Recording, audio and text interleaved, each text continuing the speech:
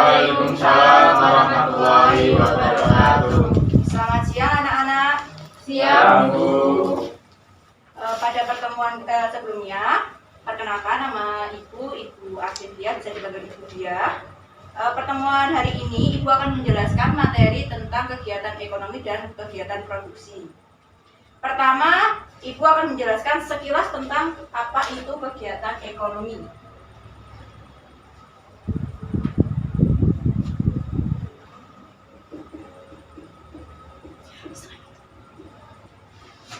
Nah, kegiatan ekonomi yaitu merupakan suatu kegiatan atau aktivitas melakukan serangkaian yang menghasilkan atau memperdagangkan barang dan jasa dengan keterlibatan moneter.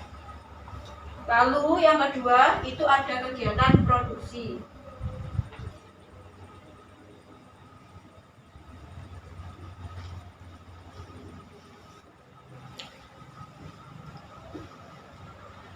Pertama kita akan memahami tentang pengertiannya terlebih dahulu.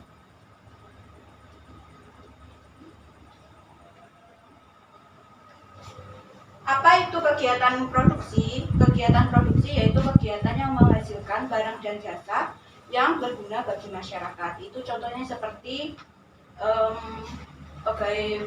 pengusaha furniture, mereka kan memproduksi barang-barang dan jasa seperti membuat meja, kursi, ataupun lemari yang berguna bagi masyarakat. Itu contoh kegiatan produksi.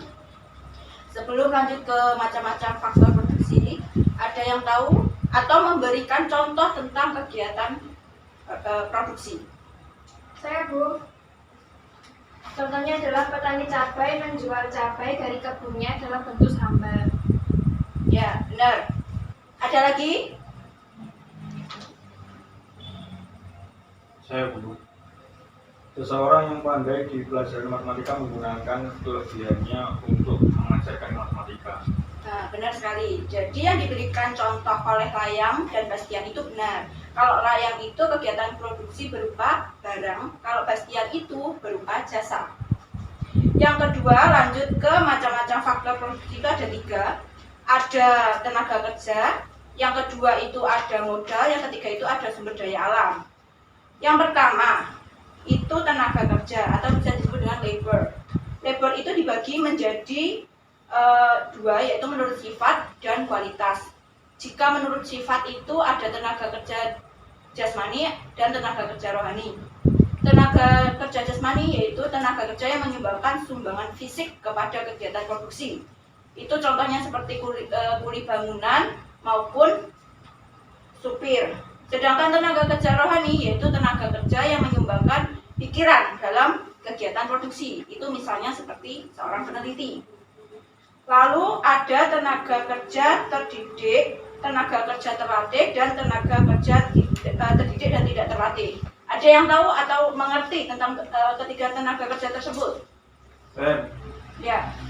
Tenaga kerja terdidik yaitu tenaga kerja yang memerlukan pendidikan terlebih dahulu dalam waktu yang cukup lama. Tenaga kerja terlatih yaitu tenaga kerja yang memerlukan bagian dan pengalaman praktik. Tenaga kerja tidak terdidik dan terlatih yaitu tenaga kerja yang tidak memerlukan pendidikan atau pelatihan pengalaman praktik sebelumnya. Benar sekali. Lalu lanjut yang kedua, poin kedua itu ada faktor produksi dari modal ya. Itu ada 4. Yang pertama, modal yang dapat dilihat dari fungsinya, kedua sifatnya, ketiga resiko, dan yang terakhir itu dari bentuknya. Yang pertama itu dilihat dari fungsinya itu ada 2 macam, perseorangan dan masyarakat. Jika perseorangan itu bisa disebut dengan modal privat, itu biasanya diperoleh tanpa kalian bekerja. Jadi itu contohnya seperti sewa rumah, deposito maupun saham. Sedangkan masyarakat itu barang modal yang dapat digunakan banyak orang. Itu semisal fasilitas pemerintah, jalan raya, jalur kereta api, lalu jembatan. Yang kedua itu ada modal yang dapat dilihat dari sifatnya. Itu ada 3 macam, modal tetap, lancah, dan variabel. Modal tetap yaitu barang modal yang digunakan lebih dari 1 kali. Itu misalnya seperti tanah, gedung, maupun mesin. Sedangkan modal lancar itu digunakan hanya satu kali. Misalnya itu seperti bahan bakar, bensin maupun solar. Sedangkan modal variabel yaitu modal yang digunakan untuk membayar upah tenaga kerja. Lanjut yang ketiga, itu ada modal yang dilihat dari resikonya. Itu ada modal sendiri dan modal pinjaman. Modal sendiri itu merupakan modal perusahaan yang ditanggung penuh oleh perusahaan yang bersangkutan jika mengalami kerugian. Sedangkan modal pinjaman itu modal yang memiliki resiko lebih rendah jika perusahaan tersebut mengalami kerugian. Yang terakhir ada modal yang dilihat dari bentuknya. Itu ada dua macam, ada modal nyata dan abstrak. Nah, modal nyata itu sendiri itu pengertiannya seperti modal yang dapat dilihat dari bentuknya. Itu contohnya seperti modal barang atau modal uang. Sedangkan abstrak itu tidak dapat dilihat wujudnya. Itu seperti kepandaian, keahlian dan sebagainya. Yang terakhir itu ada faktor produksi sumber daya alam. Faktor produksi sumber daya alam adalah segala sesuatu yang disediakan oleh alam dan dimanfaatkan oleh manusia. Apa sih yang diberikan alam kepada manusia itu? Berupa apa? Yang pertama ada tanah, yang kedua ada bahan tambang atau mineral, yang ketiga ada air, dan yang terakhir itu ada udara. Tanah itu untuk apa? Tanah itu untuk pertanian maupun perkebunan. Sedangkan bahan tambang itu yang diberikan itu berupa apa? Itu emas, perak maupun timah.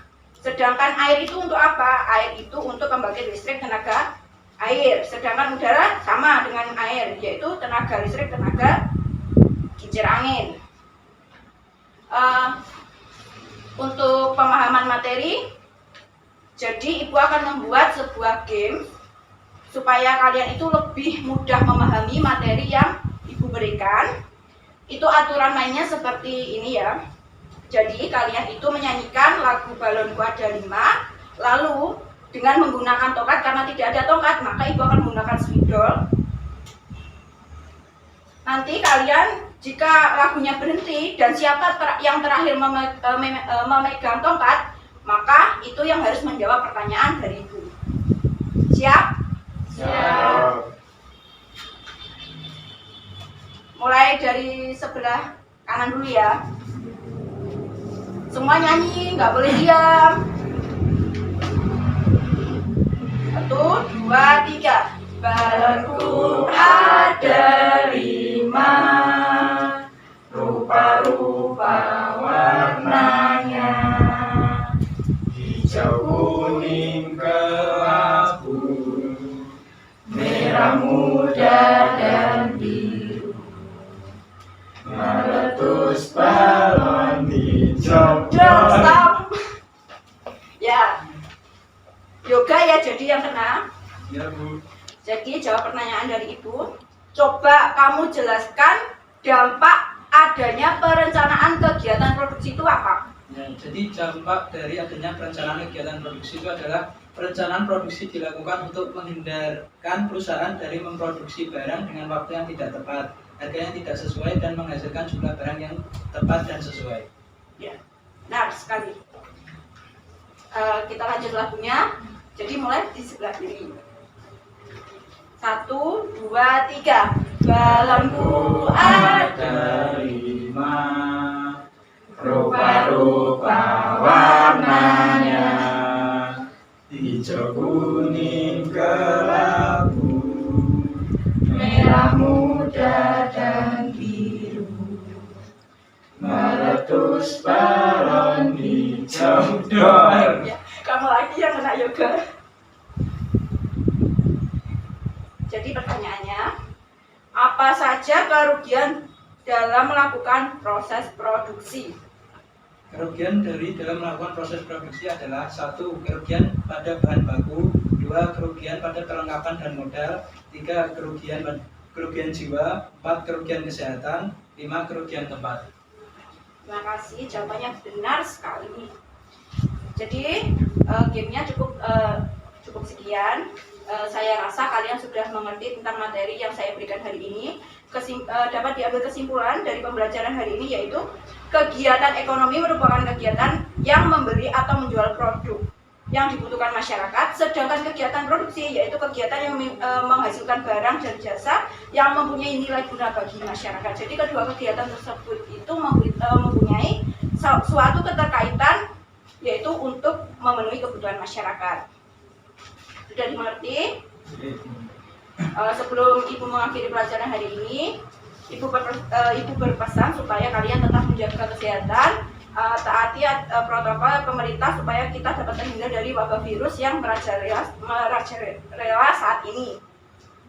Sekian pembelajaran hari ini. Wassalamualaikum warahmatullahi wabarakatuh. Waalaikumsalam warahmatullahi wabarakatuh. Maaf tadi kelupaan absen. Hari ini hadir semua ya? Hadir. Oh baik.